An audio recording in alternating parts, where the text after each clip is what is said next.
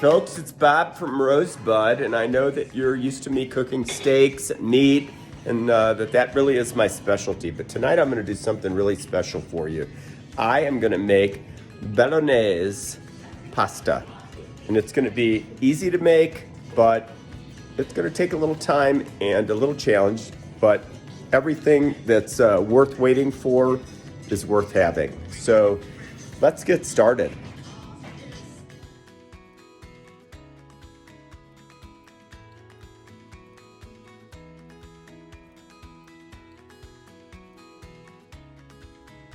Generally, when the Clarks cook, we start with a quick cocktail of Whistle Pig, Antica, and a little bit of bitters. And what does that make? Of course, that makes a Manhattan. Once we have that little detail taken care of, then I have to show you the rest of the stuff, which is awesome.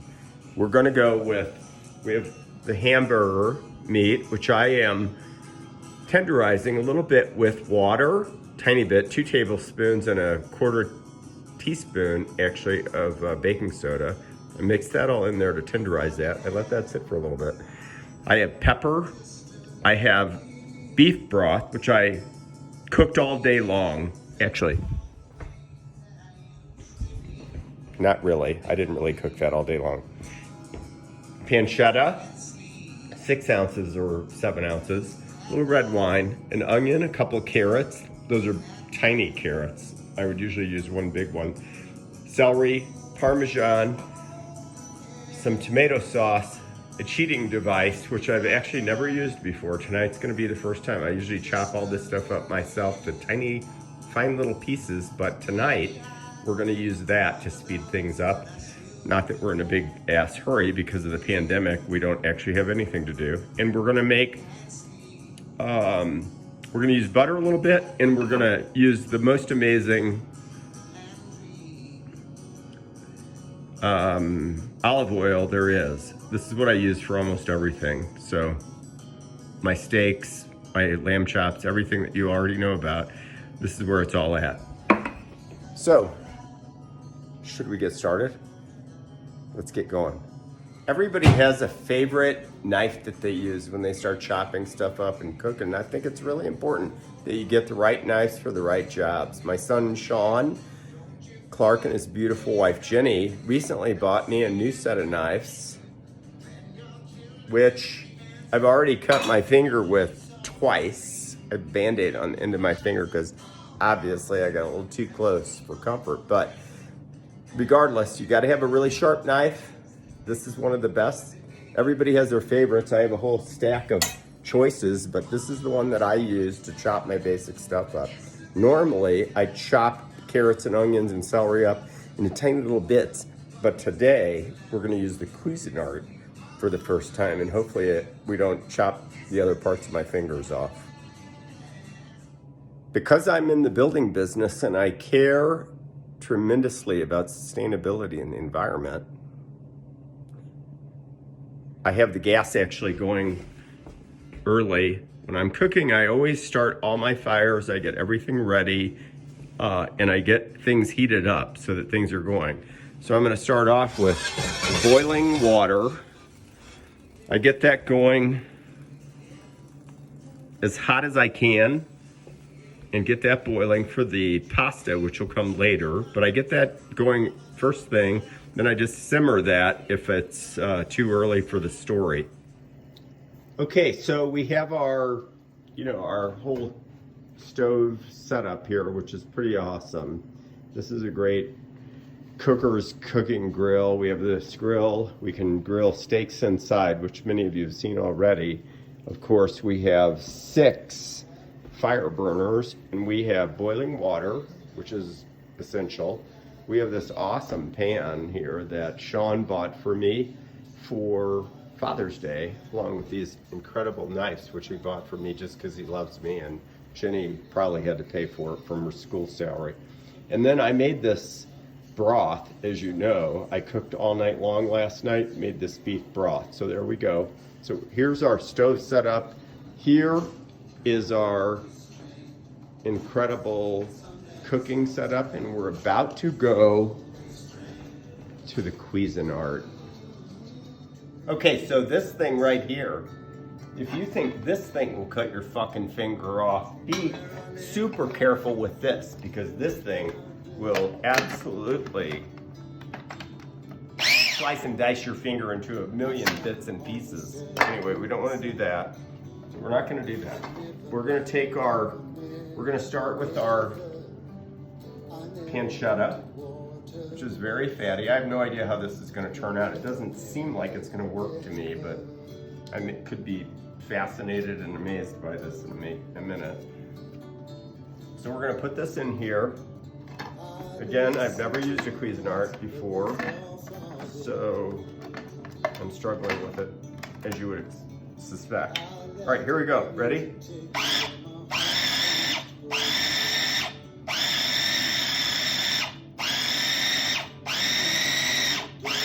All right, so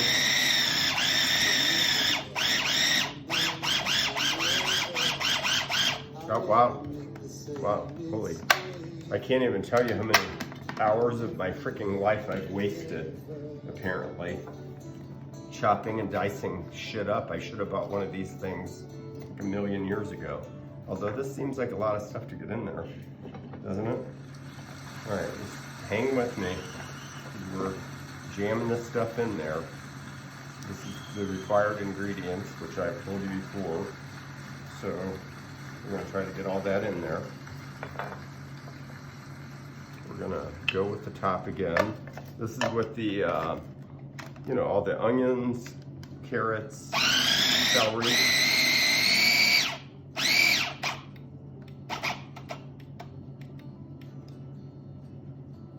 Why I chop this stuff up. So I'm not 100% sure I'm sold on the Cuisinart, but it definitely was a little bit faster. It was a little bit complicated compared to just, I don't know, chopping it up. And I've got this super fine mix now, which caused by operator error possibly. But I don't know, that's kind of what the thing says. So we're gonna go with this. We're ready to go now. Okay, so here what we're doing, again, we've got our mixture. We're just gonna cook this down. This is gonna take 10 to 12 minutes. And we're just gonna get this down to where it starts turning into little brown bits. That's what we're looking for. We're looking for it to be look cooked, essentially. And then we're gonna put a little tomato paste in there, which gives it that little rust color that you expect from your Bolognese. Again, wherever you are in the world, it should be very similar. Vegetable mix made. We're gonna kind of slop in 3 or 4 tablespoons of tomato paste, which is gonna give it that rusty kind of look. So give me 2 seconds here, and I'll show you. Just, can you come a little higher, maybe? And then we're gonna mix this up. We're gonna get a little rusty flavor here.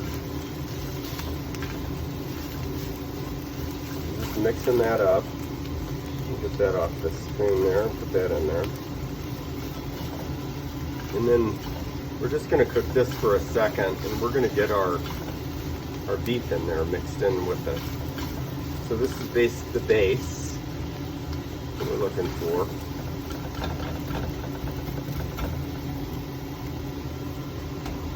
Fine. Now we're gonna go ahead, we're gonna drop our meat in there.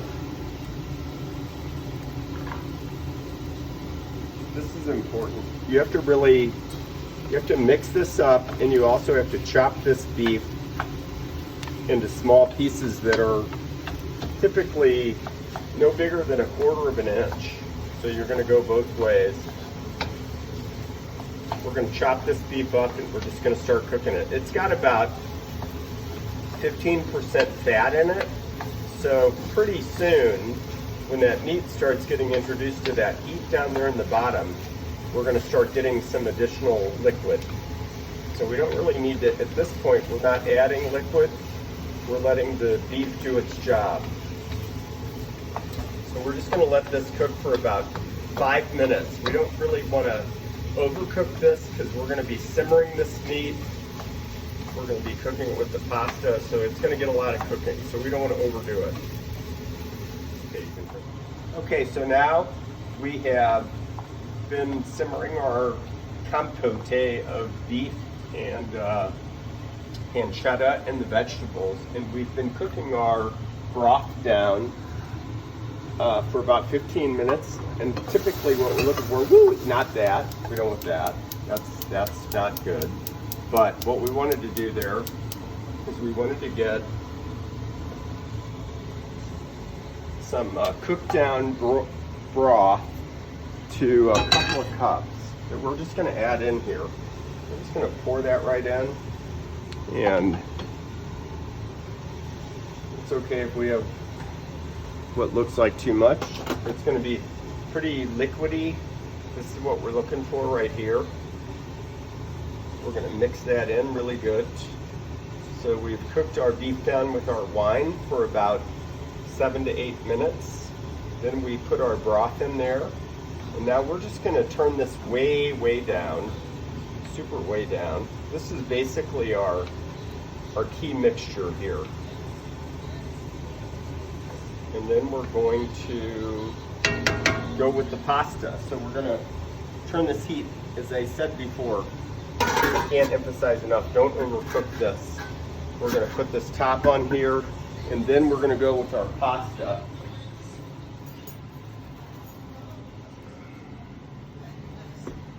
And we're going to go with the whole thing. I just put it in there, I let it go, I take a wooden spoon and I push it down in there. Can you come up here closer to the pasta? And we got, we're just gonna push it down there. A lot of people like to break their pasta in half or whatever. I think that's cheating, quite frankly. Just work it a little bit. Just get it down there in the bowl like you want it, like this. And then what you gotta do is you do have to come back. After that thing starts boiling again, it'll cool off a little bit when the pasta goes in there. It'll come back up to a boil, and then after it comes back to a full boil, let it go for a couple minutes, and then stir your pasta up so it doesn't stick together, because nobody likes sticky pasta. And so one of my absolute favorite secrets came from my great friend and friend of St. Louis and the whole community, Kim Tucci, who recently passed away. And we have him with us every day, especially when we're cooking. But right now, a great memory of Kim is telling me, always try to put a little extra butter in everything you cook. So what are we gonna do right now? We're just gonna take a slab of this butter. It's not on the recipe. Sorry about the bouncing around. You'll never find it on the recipe. And we're just gonna stick it. That's a little too much. We're just gonna take this butter and we're just gonna drop it right in there, because this is what Kim Tucci would have done. And what the butter actually does do, quite frankly, is it does create a little bit of a binding process. It brings everything together. It kind of connects all of the different products together at the last minute. I'm not sure they do this at Pasta House, but I'm guessing one of the reasons that we love the Pasta House is that at the very last minute, they put a little bit of butter in everything that they do. Thank you, Kim Tucci, we love you. Turn this on. All right, so now we're gonna just really simply, we didn't cook the pasta for too long. We kept it al dente, which is really important.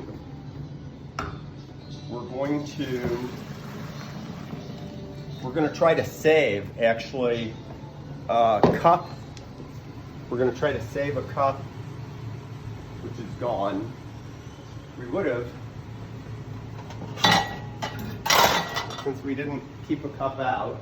We're going to take this pasta and we're just gonna pull it out of here. We want to keep a little bit of the pasta water tonight. I honestly don't think our meat is going to be too dry in our sauce. but just in case it is, we're just going to keep a little bit of this pasta sauce because you can use it for thinning.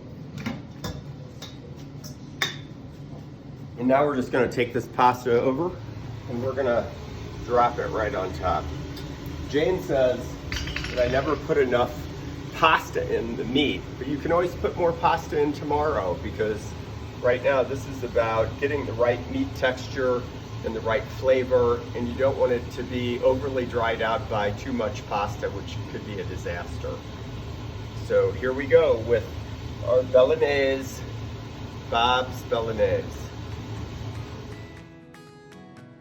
I like to finish this off with a little bit of Parmesan. Sometimes I put it in a little nice pretty glass bowl, and sometimes I don't, which tonight I didn't. So there you go. There it is. Bon appetit.